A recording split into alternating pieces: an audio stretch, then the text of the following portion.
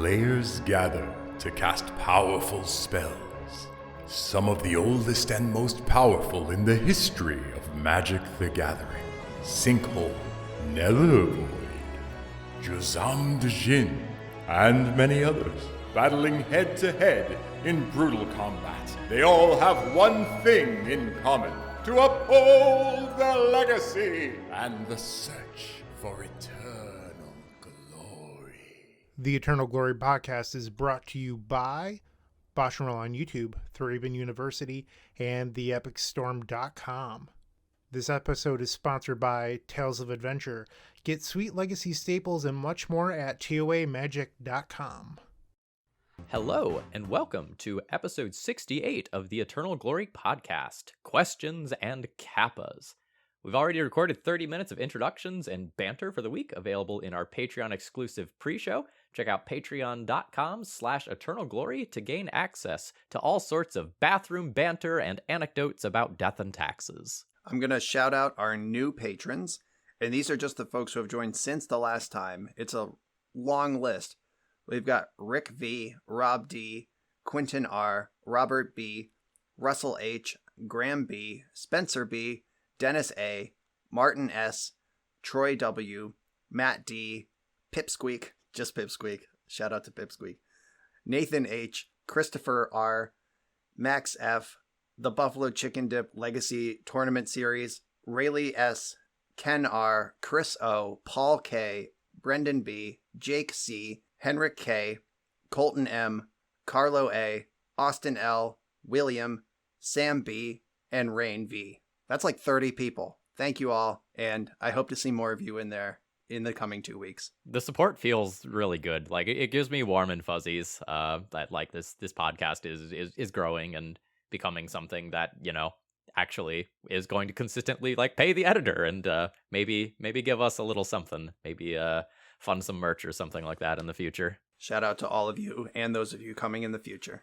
See you soon. All right, so beginning tonight, we're actually going to start with a Patreon selected topic. Some of our upper tier Patreon folks, Chris in particular, gave us some really great questions, and we decided to turn it into an entire section of the episode here. So we're going to take two questions. The first is, what do you think of this tier list? And this tier list refers to a legacy tier list made by Matthew Vuk, aka Ozymandias172 on Twitter. And he puts together kind of his own monthly thoughts on legacy in kind of a long form post, pretty readily accessible if you want to check it out. But just kind of reading off the top three tiers here. Matt places Blue Red Delver in S tier, the Jeskai Days Undoing control deck, Green White Depths, and lands, as well as the 4-color Uro control deck and Death and Taxes in an A tier. And in B tier, there's the 8-cast deck, or the Kappa Cannoneer deck, whatever you want to call it, Doomsday, Elves, and Reanimator.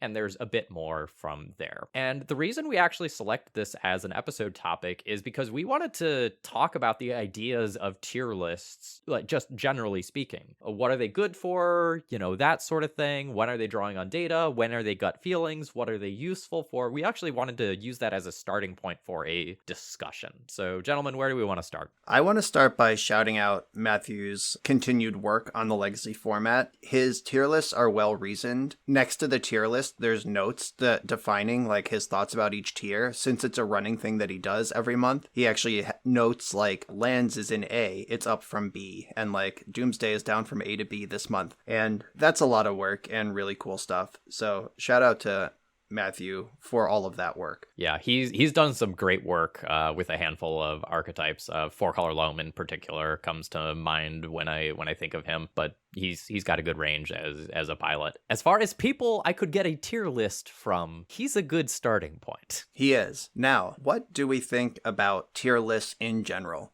Like, what does a tier list actually tell you? Does a tier list where Blue Red Delver is the S tier, is that telling you chuck your deck in the trash, play Delver if you're serious? Is that what we get from a tier list?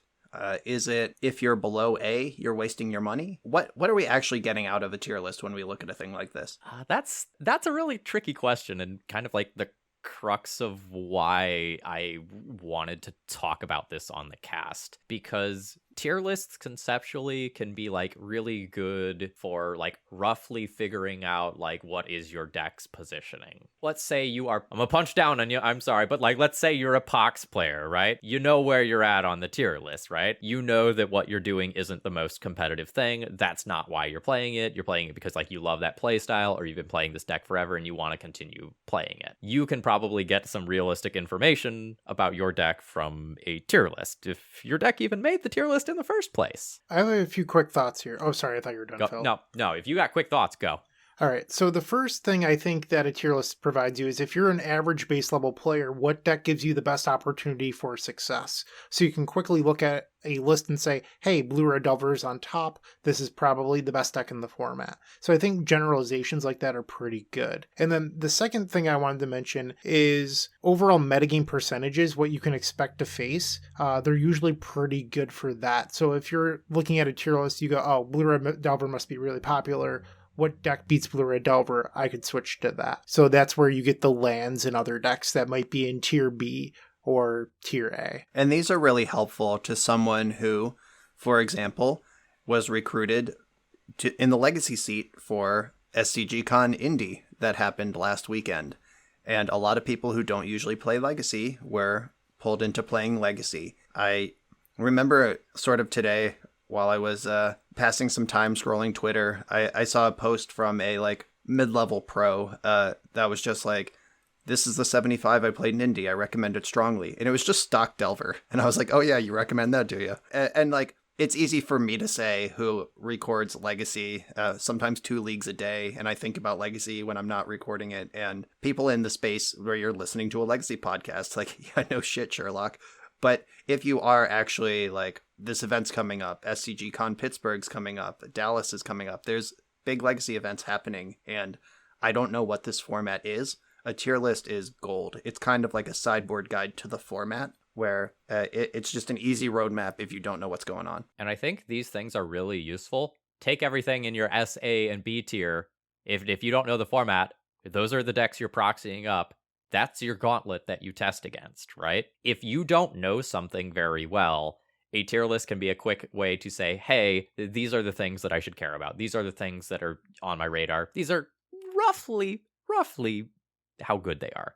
I think it can be useful in that sort of thing. I think it's very difficult to lump these things into tiers, and a lot of times the tiers can be misleading. So, for example, Death and Taxes is listed as an A tier deck here. Brian, would you hand Death and Taxes to an inexperienced player in your like legacy 3-person like team constructed event? Phil, I would not do that. No. Would you be comfortable handing Blue Red Delver to someone? More comfortable than Death and Taxes, but still, I know there's a lot that the tier list is not doing. Right. So like this tier list is never going to tell the whole story, right? And if you are a deck specialist, you know, let's say you're Julian, you can show up to an event playing elves. You're going to do pretty well at that event, regardless of what tier elves is in, right?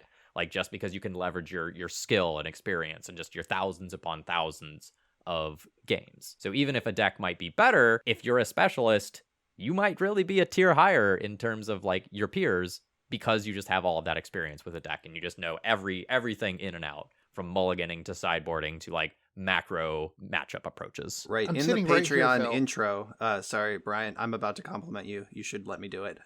In our Patreon intro, we talked about our Magic updates, and Brian's been on an absolute heater with the Epic Storm lately, boasting a 70+% win rate lately, second place in multiple challenges. And Matthew's tier list has the Epic Storm at the top of the C tier, just under Reanimator at the bottom of the B tier. And like, is the average the Epic Storm player boasting a 74% win rate? I don't think so.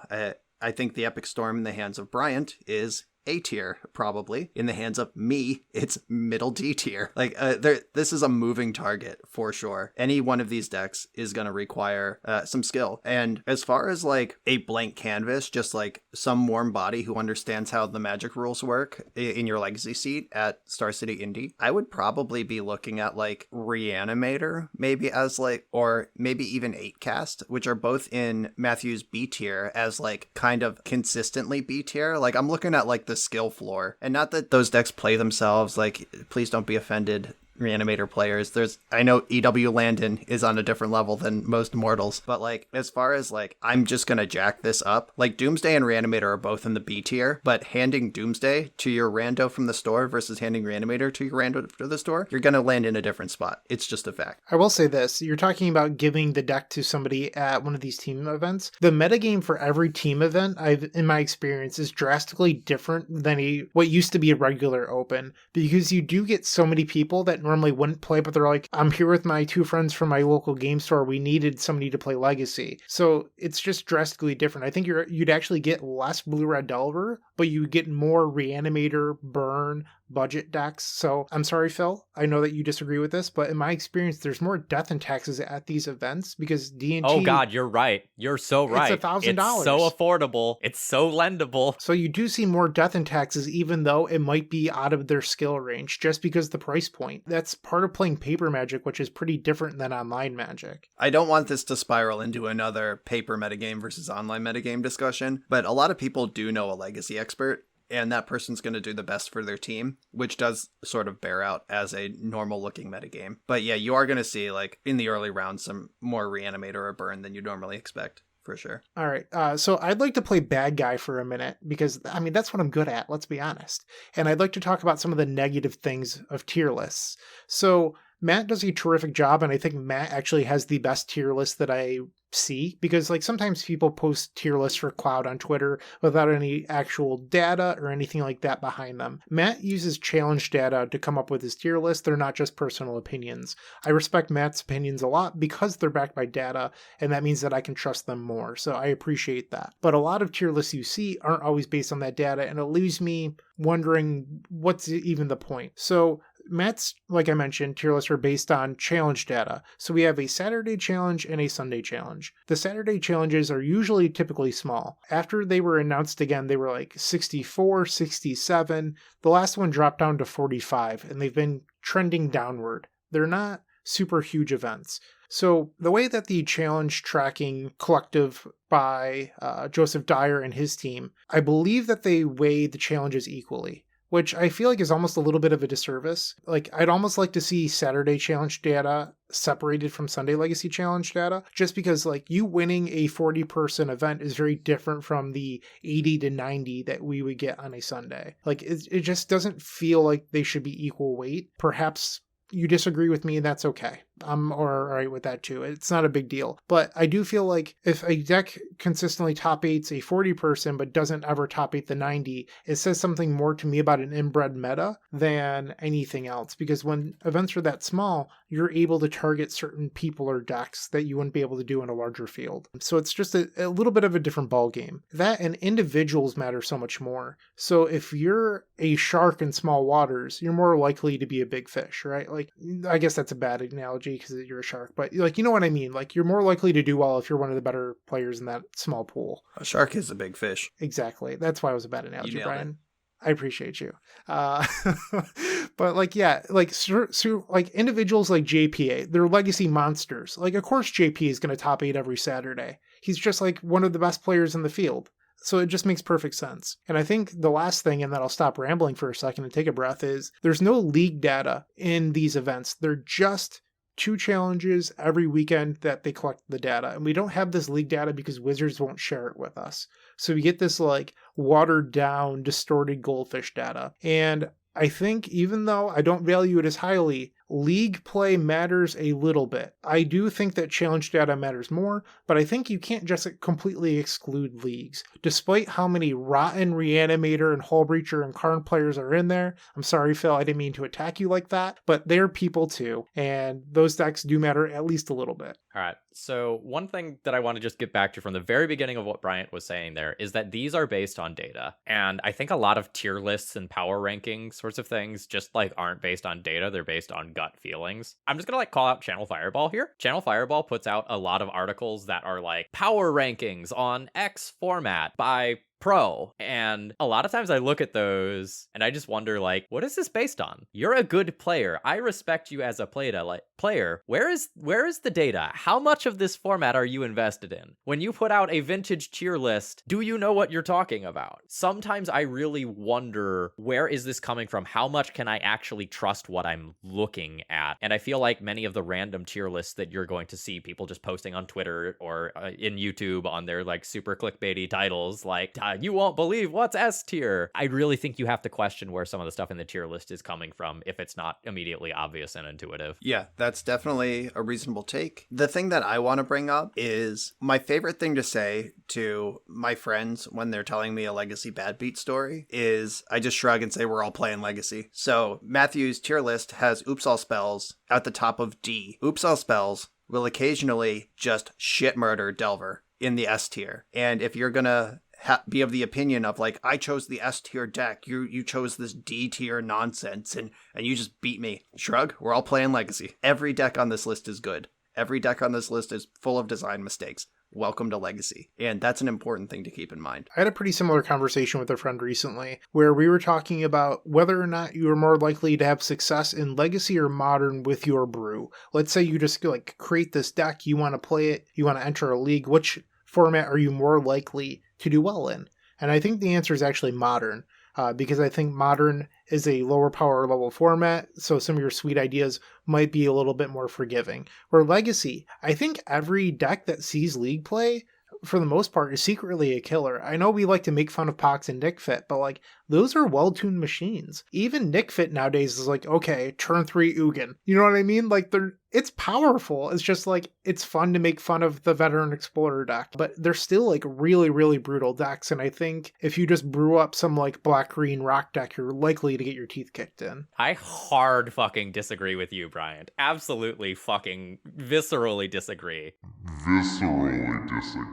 The difference between Modern and Legacy is that Modern is trying to fucking kill you. Modern is like burn, burn, burn are your matchups, or right? It's like burn, Teferi, Belcher. Every deck, Modern is like a really powerful turn 3, turn 4 format. Even the control decks are like turn 2 Murktide Regent. Deal with this. If you can, then I'm going to start Archmage Charming you. I think that where the curtain gets pulled back is, are you talking about your brew as like some individual stepping in from their kitchen table with the 60 to 100 cards that they have, like with some coherent plan? Or are we talking about someone who understands the mechanics of the format, trying to think of a new way to attack it? Because when I'm handed a brew challenge through my Patreon, and they're like, I want to see you make Spell Stutter Sprite and Spell Queller work together in the same deck in Modern, I'm like, oh god, here we go. But if they're like, same challenge but Legacy, I think Legacy has a more attackable core than Modern does. Like Modern, there are more decks, and the power level, it's lower power level in the abstract, but like within the context of the cards your opponents have, like there's no Force of Will, there's no Swords to Plowshares, like shit's gonna hit. And I would rather brew something wonky in Legacy. I think I'm gonna win more wonky brews in Legacy than I am in Modern. I have the data to back that one up. I have gotten my ass beat every time I have played somebody's like off the wall bullshit thing in Modern, and I'm going infinite playing wacky bullshit in Legacy. Do you feel like any of that is that you're a Legacy player at heart and that you have so much more experience in Legacy than Modern? No. I'm just dead on turn 4. Okay. I don't get off the ground. Like, I was recently paid to play a deck that had, like, Ionas in it, and it was, like, a mono-white devotion deck. I didn't do anything in that entire league. I got paired against, like, Burn and Death Shadow, and then the flip all my permanents and turn them into other stuff deck that I'm forgetting right now. The Cascade thing. Right. Chaos, Warp World, Cascade World. Yeah. Yep. That one. Yep, that deck that we're all forgetting. Yeah, and I just ate it. All right, so tier lists can be useful. Just keep in mind where you're getting your data from, who you're getting your data from. Don't take it as definitive by any means. Use it for generic groupings. That sort of thing might be useful for you. Any final thoughts on this? The Epic Storm is tier A. My final thought, final repeated shout out to Matthew. I do actually look at these every time he posts them, and I'm excited to read them, and they do help me inform decisions because I trust the source. Yes. The website? Oh, God. That's so dead. But I appreciate this the just joke. became a zombie movie. All right, our second question here. I've been very impressed with the Pauper format panel's moves with the format in terms of bans and unbans. You all know more about the format than I do. Have you been impressed? They seem to be empowered to really make moves in the format and respond deftly to player issues and card problems. So we've had some time to let this sink in. We've seen some bannings, some unbannings. What are you all thinking? I actually wrote a pretty hefty response to a similar question on our last episode on Reddit. I think the Pauper format panel, the PFP, is doing a terrific job. I do wonder if perhaps they're moving a little too quickly. If something is a clear problem, remove it in a month. Like, we got rid of Underworld Breach in 3 weeks. You got to do what you got to do. I do think at some point, you're supposed to let decks or the metagame shift and move around each other, because if you just always ban something whenever there's an issue, the format never gets to self-correct, and that can be harmful in the long term. So am I okay with them banning Galvanic Relay? Yes. Like, I don't think that ultimately matters that much. But long term, I just hope that they go, hey, this might be power level appropriate. Maybe we let this one sit for 3 months, see if the metagame can shift around it and come back. I'm just afraid that if every decision is a month, it's not going to be great. On the flip side of that, they've also unbanned a card already. They're willing to do that. I think if they just aggro ban Galvanic Relay, which is obviously a cracked card, and no one's except Bryant Cook is going to miss it much. But if they aggro ban that, then realize that an entire section of the enfranchised player base stops showing up to challenges, or leagues stop firing, or this neat area of the card pool is no longer accessible. I believe, I have faith that they will re-explore and unban in the future. I think they will continue clipping affinity cards until that deck's reasonable. And then if it becomes a joke, then they'll give something back. I trust them that they're going to land in the sweet spot of where the format is healthy and people can play cards that they want to play with. Yeah, and I think that's great. And I love the initiative to unban Expedition Map. I think that's actually a great sign. I'd like to see more unbannings in Legacy, honestly. I know that's not a popular opinion, because some people are like, survival should never come off the ban list. Why? Aside from reserve list stuff, but who cares about that? But I do like seeing that. I know, but there's also a bunch of Pauper players that are trying to get map banned again. They're building these Egg Storm decks that take 20 minutes to win. I don't know. People like getting stuff banned or taking credit for stuff being banned. So I don't know. I guess it adds that aspect too. Yeah, there's a Pauper streamer named Birdman who I used to watch all the time. He loves Combotron. That's his bread and butter. And I don't know what he's doing with his life, but I saw the first tweet from him that I'd seen in memory when they unbanned Expedition Map, and he had one of those early prototypes of that Egg Storm deck, and then the format iterated on it further, and it seems to be an exciting thing that's going on right now. It's cool to see format heroes like Birdman just emerge out of nowhere, oh yeah, he's back. And that's the panel's doing. They are stimulating the brains of people who have been dormant by giving them a toy back, which is exactly the thing I just said about Galvanic Relay. And in this case, it's Expedition Map. And we're seeing that in real time. That stagnancy and sending players into a pseudo retirement state is something that has been a huge problem with legacy players in the last couple of years, right? We've had a number of periods where it's okay, we all know what the best deck is. Okay, the gameplay is really stale. We're just waiting for bans, and we're waiting for bans, and we're waiting for bans. And the Pauper format panel has made it so that Pauper is a dynamic, interesting, and engaging format. I have enjoyed following that format just so much over the last couple of months now, because it's always been interesting to me. It's always been fresh. And I also don't think we're going to continue to see this degree of rapid changes. I think that the format panel has been established. They've kind of made their initial things. They're working on getting some stuff sorted out. And I imagine we'll kind of have a period of calm until something broken arises at some point. Right. It's a group of smart, invested people with a lot of information and a lot of pent up wishes for the format. And we're also still just correcting MH2 impact on the format. And Kamigawa Neon Dynasty was also just a Pauper bomb. So the panel is in place, maybe a little later than I wished for Modern Horizons 2, but just in time for Kamigawa, and there's a lot of movement quickly on this. Remember when Pioneer was invented and there were bans every Monday? Like, we have not experienced that out of the panel, and they are showing restraint, they're picking their spots, and I think they're doing great. So kind of the low-hanging fruit here that is alluded to in the second part of this question is like, hey, I'm sort of jealous and I want this type of panel for Legacy. Any ideas if it could be coming soon? This is something that the Legacy community has kind of talked about multiple times, and I think we've already talked about this a little bit on the cast, but now that we've had some time to see this format panel in action, have your opinions changed at all? You know, do you want this for Legacy? If so, what are your quick thoughts? Like 1 minute version.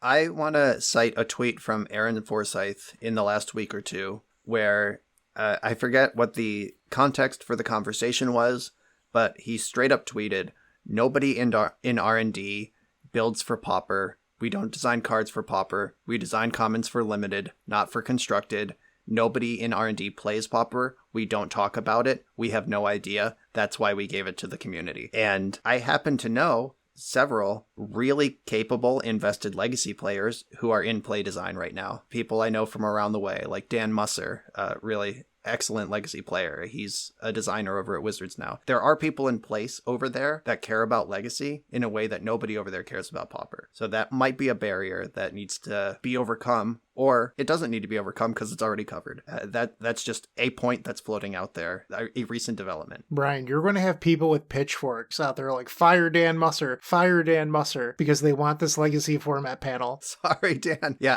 I got to remember now to keep names in the Patreon only. I'll allude to people in the public stuff, but if you want me to name names and talk shit, you got to Patreon up. I am skeptical. It's just because, like, we all know, like, if you're on Legacy Twitter, you see a lot of crazy takes. I'm not going to cite any of them, but there's people out there that want to ban 12 cards from Legacy all at once to get back to 2018 Legacy right before Karn and Narset hit. It was the pinnacle golden age of Legacy. We need to return. We're never going back. Ever. We're never going back. Ever. And I don't want to be a part of something.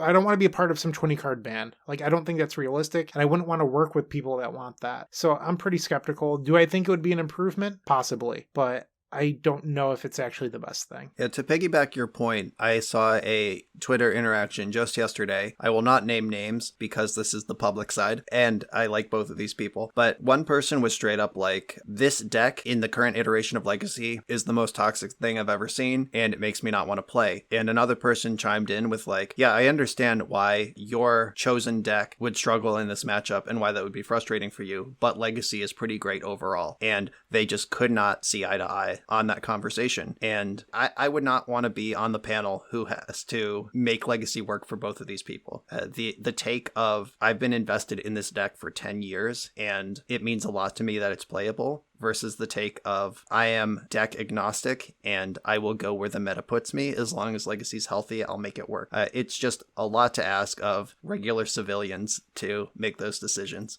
Something else, and this is kind of one of my biggest concerns with this for Legacy, is in Pauper, if your deck gets banned, like, oh shit, you have to spend $10 on a new deck, or you have to spend $1 replacing 4 cards in your deck. It's not a big deal, right? Even if you're like a foil enthusiast, most of the time your cards are relatively inexpensive. Please don't ban Snuff out. Now, I am deep on those. If we have a Legacy format panel, and if in their first 2 months they ban 5 cards from the format, that is costing individuals a large amount of money and potentially locking some people out of the format, right? Like, if you just build a deck and your deck gets like banned out from under your feet unexpectedly, that is the ultimate feel bad as the player, and you might just go like, oh yeah, maybe this format isn't for me anymore, in a way that is like not necessarily the same in Pauper. So in addition to the other concerns, like, there is a real financial concern here with the Legacy side of the equation and putting that in the hands of an outside panel. Yeah, like ban Urza Saga is like a $120 proposition, and ban Lion's Eye Diamond is like a $2,300 proposition. There's just like a lot to take into account there, and I'm not like assuming that I would be on this panel. I would turn it down if it was offered. Like, nobody's asked me. I don't volunteer, but like I wouldn't want to make those decisions, and I wouldn't want any of my friends or colleagues or peers to make those decisions for me either. Like, there's not a single person I trust with those decisions. Sorry, everyone. I would also turn it down, for the record. I have seen some of the things that have been said about various Pauper format panel people. They're not kind. People on the internet are rude when they're anonymous, folks. There's a takeaway from this section. To circle back away from our personal feelings, I don't know that Legacy needs this panel based on Aaron Forsythe's stated criteria of we don't know what the hell Pauper is. We don't design for it. We don't think about it. We gave it to you. That is simply not the case. Legacy might not be the prevailing thing in R&D. We know it's not, but there are Legacy champions in the walls at Renton. All right. Why don't we take that as an end of this section, and let's talk about Kappa Cannoneer for a little while. So Kappa Cannoneer, and by extension, sort of like the 8-cast deck that it's in, have kind of been becoming the talk of the town in Legacy. There have been all sorts of pay-to-win jokes being made on Twitter, and getting your hands on this card is pretty difficult right now. Do we need to read this card just to set up the... Like, I know it's been out for a little while, but if you don't play Magic Online, you're not on Twitter. Let me just read this one so we're all on the same page. Blue and 5, 6 mana. Artifact creature - turtle warrior. Improvise. Your artifact can help cast this spell. Each artifact you tap after you're done activating mana abilities pays for 1. Ward 4. So when you target this, when an opponent targets it with a spell or ability, counter it unless they pay 4. Whenever an artifact enters the battlefield under your control, put a +1 counter on Kappa Cannoneer and it can't be blocked this turn. And it's a 4/4 at base. But, right, Phil? It's actually a 5/5 at base. It is. It triggers on itself. Right. That's what we're talking about here. Let's just talk about this weekend, okay? So the early results with this deck list have been strong. Traditional 8-cast won one of the Legacy challenges this weekend. There were 4 copies of 8-cast in the top 16 of the SCG Indy 5K, and like that's a lot. That's a lot for a deck that is not just like a normal blue cantrip deck. And Arkin, in particular, got 3rd place in a challenge with a like 8-cast painter hybrid deck. And I think there is a lot of room for exploration in this deck list, or this macro archetype of Kappa Cannoneer artifact decks. We're still in the experimental stages, where people aren't sure if they should be playing 3 or 4 Kappa Cannoneers, and you're not sure whether it's just that they couldn't find the 4th one online, or whether they think 3 is the right number. I would be DMing people to figure that out. If I were, like, very serious about this deck, I would find the player and be like, would you play 4? That's worth knowing, for real. The user 2JJM has won 3 straight challenges that they've played in with this deck, which is also something. One of those challenges was the smaller Saturday challenge, but then the other 2 were both Sunday challenges, which, pretty good. Yeah. At the point where you're winning 3 fucking challenges in a row, it doesn't matter what size they are. Just like, deck is fucking good. Deck is fucking good. Be ready for it, folks. Yeah, like we talked about a little bit, like win rates. We've talked about them in the past. We just said like Bryant's hanging north of 70 on a heater right now. 100% win rate. Like maybe they lost a match like in the Swiss here or there, but like that is outrageous. And it doesn't matter how good you are. That's like chess champion levels of dominance.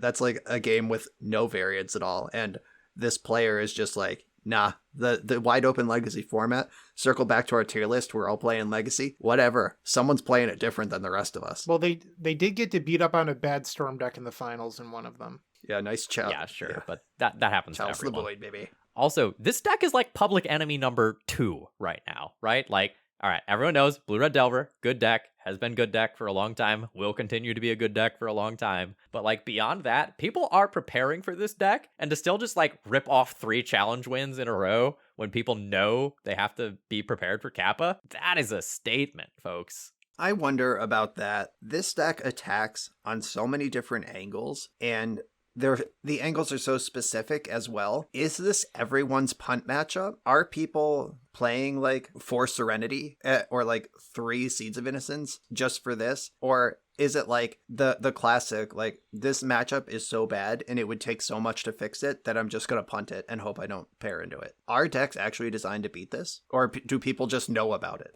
At least from the combo perspective, people have asked in the Storm Discord, hey, Bryant, should we play Pulverize again for the 8-cast matchup? And I know not everything's about the Epic Storm, unfortunately. But if you think about how you would attack a deck like this from a combo perspective, they're a deck that plays Chalice of the Void. They have 4 main deck Force of Will. They have 4 sideboard Force of Negation, plus Flusterstorm. How often is your card like Serenity or Pulverize ever going to resolve, or Hurkyl's Recall. Not that I think Hurkyl's is good against them, but people do side it in. Are these reasonable things that are going to improve your matchup against the 4 Chalice, 8 Force Flusterstorm deck? Like, it's actually really hard to resolve your hate against this deck, and on top of that, they have Urza's Saga Constructs kicking your teeth in.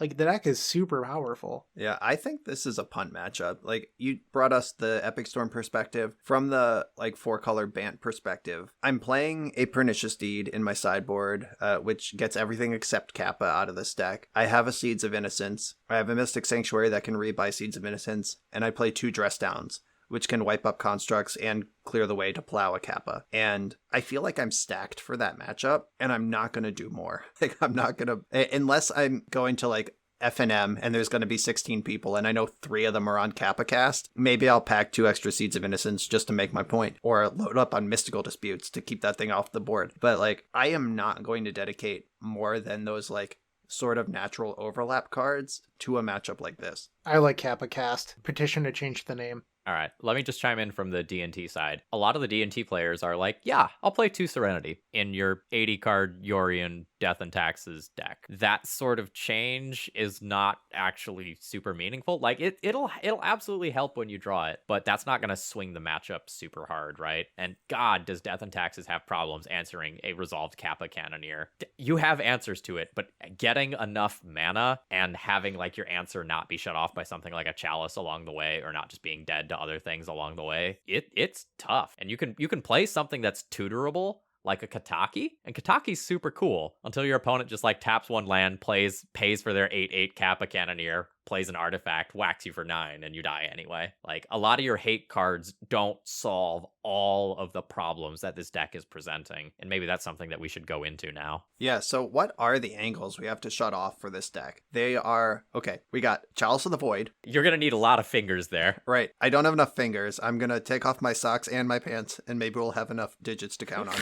So there's Chalice of the Void, and it is an Ancient Tomb deck and a Mox Opal deck. Chalice on 1 can happen on turn 1 with some reliability. We got Urza Saga. We have the 8 casts. Emery is an engine. The 8 casts are there, the Thought Cast and the Thought Monitor. Thought Monitor ends a game pretty quick. Muldrifter was a win con in Standard for its entire time it was legal. It even sees Modern play, and this one costs 1. We have, I think I said Saga already, but Saga, the things that Saga poops out, like Retrofitter Foundry, Shadow Spear, turning your Saga tokens into trample monsters, and you can't race a 7/7 with lifelink. It can't be done.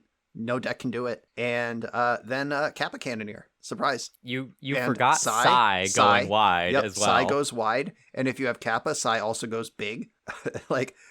So let's now categorize those. So we have Prison Element of Chalice of the Void, turning off some number of your answers. So your answers need to avoid Chalice on 1. They are going wide with Psy and Saga, and probably Retrofitter Foundry out of the Saga. I'm not sure if every list plays that, but I've seen it. It's a thing. So you got to go wide against artifacts, 1/1 flying artifacts, and go wide and tall against XX constructs. And in the middle, there's the 5/5 plus X unblockable ward monster. And Emery is drawing cards, replacing the Chalice, or whatever it is Emery does every turn, while also making Kappa unblockable and larger every turn by replaying the artifacts. Backed by Force of Will, Force of Negation, and Backed by Force of Will. Yeah. Okay, how do we beat this? Go. What's the weak spot? Supreme Verdict. Okay, so the thing is, though, even a Supreme Verdict doesn't answer everything, right?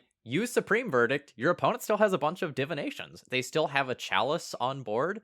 You can clear the creatures. That's fantastic. Urza Saga of the things pops that are right, plaguing yeah. you. Yeah, or they play an Emery the next turn and they start just getting all of their stuff back. And this is the problem with a lot of cards. A Meltdown is awesome versus this deck, right?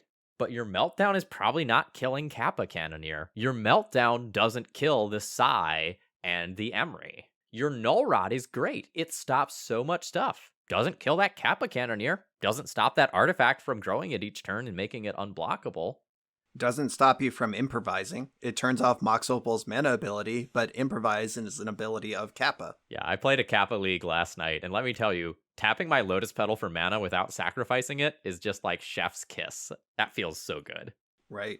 Yeah. And so, like, there's plenty of playable cards that do stuff against this deck, but very few of them are like Seeds of Innocence, where they just like nuke all the artifacts and just answer almost everything. And even that still leaves Sais and Emrys on board. And this is one of the strengths of this deck. Are you going to bring in Graveyard Hate to fight against Emry when there's 4 Emrys in the deck? No, the answer is probably not, right? But that means you might be leaving one of this deck's angles just completely unchecked. Right. And if you're not bringing in Graveyard Hate, then you're probably planning on removal. So Swords to Plowshares, cleaning up Emry on turn 1 feels nice and clean. But what if they lead on Chalice? What if they lead on Chalice and Emry? Is that Plow going to keep up against Kappa in the mid game? In a deck like an Uro deck, it might. If you're gaining life, buying time, putting extra lands into play, 5 mana is completely attainable from an Uro deck. Like, you can plow a Kappa. Is your deck something like Death and Taxes that's playing lands fair and square? Are you committing to never activate Wasteland because you're going to need that to pay Ward? There's considerations there. If you're a Saga build of Death and Taxes, which I think most of them are at this point. I don't even know if that argument is still happening,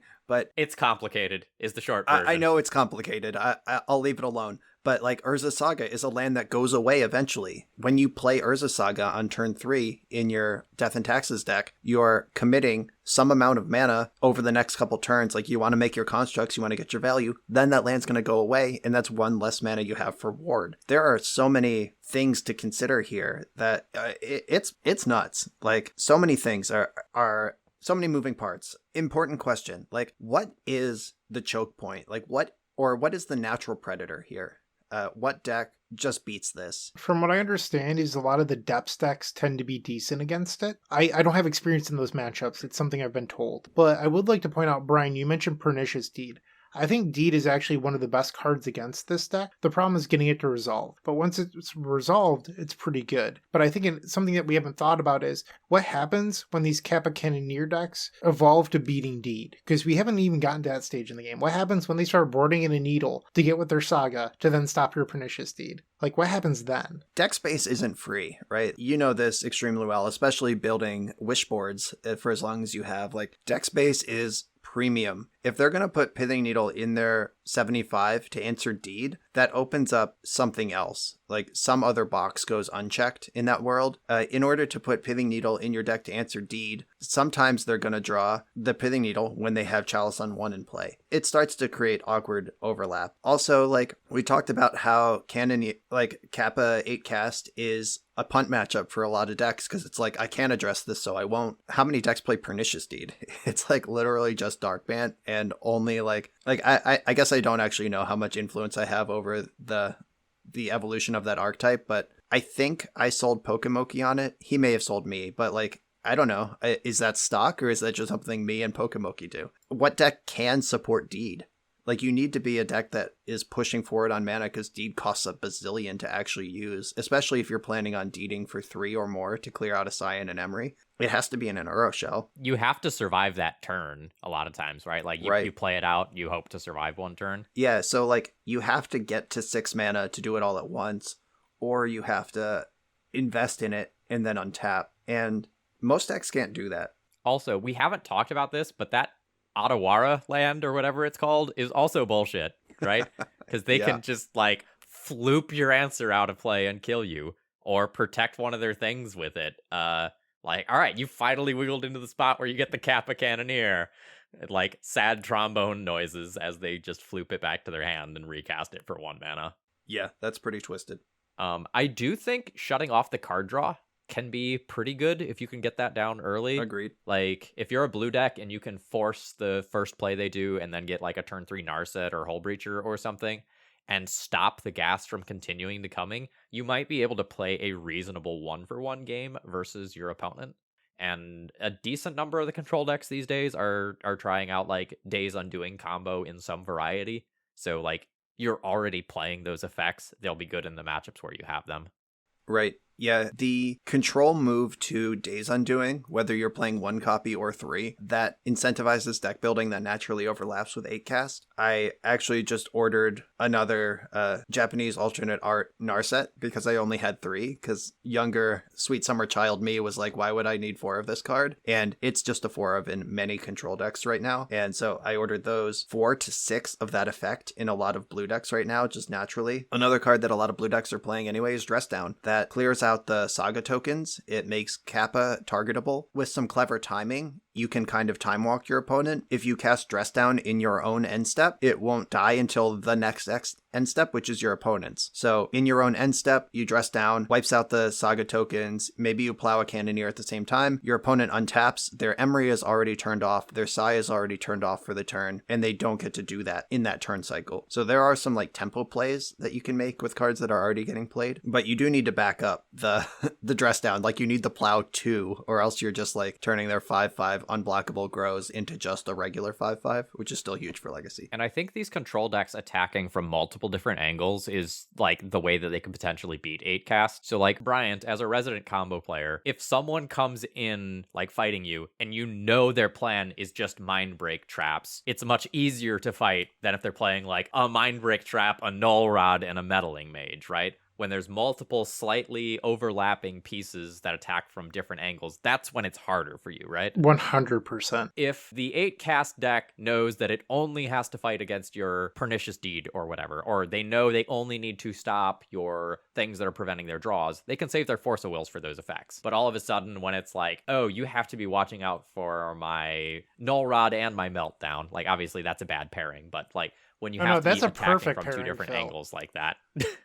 All right, when you have to be watching out for like the Narset and the Meltdown, now your counter spells have more valid targets. Now you have to be pickier about the battles that you choose to fight. So something I'd like to mention is there's also secondary effects of this 8 cast deck doing very well, and that's there's less null rods seeing play. People are cutting their null rods, and then they're playing more Meltdowns, more Seeds of Innocence, those sort of cards.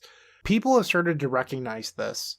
And Storm has done very well over the last month. So Brian has talked about my heater that I talked about in the Patreon exclusive part of this podcast, but Ant has been doing well in the Saturday challenges in particular. So with less null rods and less dedicated Storm hate because people are playing more versatile cards, it's having secondary effects on the format. And now people are asking, well, maybe we go back to playing 1 null rod and then 1 dedicated card for 8 cast. So we're seeing a small shift there, at least I am. And I think if you are playing a random other artifact deck that just like happens to have Urza Saga or happens to have Chalice or something like that, you are absolutely taking blowback from this like 8 cast Kappa deck right now. I was playing a league with some artifact deck and I just got eaten alive by some card that I thought my opponent had like no business having in their deck just because like they were just explicitly preparing for this matchup. Yeah, we've said Seeds of Innocence a number of times in this episode, like it's just a normal card. Who knew what that card did 4 months ago? Like, oh, I absolutely did not. Yeah, no. I mean, I am a straight up boomer. Like, I was already playing Magic when that card was printed for the first time, and I'd probably seen it before, but like the fact we can just say Seeds of Innocence in regular Legacy parlance in this podcast without having to explain what this card does is a huge sign of the times. Yeah, Urza Saga is real. Kappa is real. 8 cast is real. Be ready for this stuff. Yeah, one thing that I want to hit before we wrap this up, we didn't really talk about counterspells. Those are powerful against Kappa. We talked about how difficult it is to remove and play. We talked about non-targeting answers like Supreme Verdict. But Red Blast, Pyroblast, that Mamma Jamma, that overlaps with Chalice in a way that you don't like. But if you're a Prismatic Ending deck that also has red, then there's a plan there. And a card that I've been really impressed with and frustrated by lately is Mystical Dispute. That is a 3 mana value card that you frequently cast for 1. Dodges Chalice, clips the Kappa, clips the Sai, clips the Thought Monitor a lot of the time. That is an extremely potent card in Legacy right now. And I actually think it's main deckable in non-red decks. Like if you are Dark Bant or something like that, or just 3-color band that doesn't get access to Pyroblast, I really like Mystical Dispute as a Magic card. Yeah, I ran into one of those main deck in the past league or two that I played. There's a secret mode on Mystical Dispute where you can pay 3 mana to cast Mana Leak, and the spell doesn't have to be blue. It's insane. You can just like counter Solitude with that thing in a mid game. Okay, go ahead, Brian. I know that Doomsday plays it specifically for Hull Breacher, and they've always been like, hey, it's the blue, blast effect, you know what I mean? Like Pyroblast, Red Blast, all those. It's essentially just like blue's version of it for other blue decks, which is kind of nice. And you were talking about that with your Dark Bant deck. So I think the real nice thing here is there's a number of these Hull Breacher decks, if they're control decks or even just the dedicated Days Undoing decks now, where having Mystical Dispute is super valuable at clipping an end-step Hull Breacher or stopping the wheel effect, something along those lines. Because most people aren't going to see a card like Mystical Dispute coming. Yeah, and especially in a game 1 situation, it's like, even if you know about this card, even if you know it sees play, if your Bant opponent just has a blue mana up, you got to think about it. On the topic of like wacky ideas, I played against a blue control deck that was playing Karn the Great Creator main deck. Well, I presume, yeah, I know, just watching Brian's face there was priceless. They had a very small package, like I don't know if it was like 3 sideboard cards or something like that, to play a couple of Karns to just like try and get a leg up in the 8-cast matchup. I think that's like maybe a little off the deep end in terms of ideas, but like I respect the energy that's there. Yeah, we're wrapping this up, but I remember when we had Mystical Tutor and Entomb briefly, the Reanimator mirror, the only thing you had to worry about when you played Reanimator was the mirror. So we were playing cards like Nether Spirit and Dryad Arbor, where it's like you don't fight over the Entomb, you fight over the Reanimate, so then you can reanimate their Reanimate thing, and you just Entomb Nether Spirit, it arrives immediately, and then you fetch Dryad Arbor and just clunk them for 3. And there's so much counter magic in the mirror that like that's all that happens, and that's a real win condition.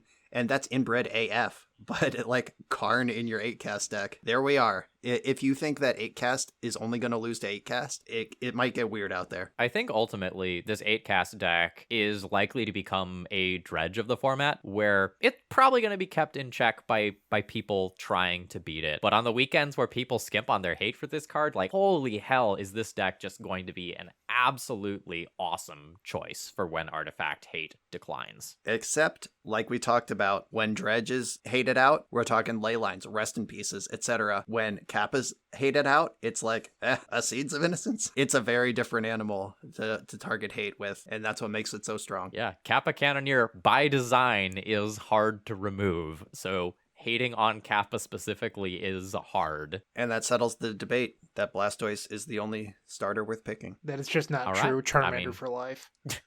Before we go and launch into an entire Pokemon-based spin-off episode, why don't we call it here? Anyone have any closing words of wisdom, or shall we just leave it on some angry Pokemon thoughts? If you are mad about our Pokemon opinions, please take it to our Patreon. We will talk at length in Patreon DMs about what the best starting Pokemon is, and the answer is Squirtle, and there is no other answer. So if you have thoughts about that, bring it up in the Patreon. We'll see you there.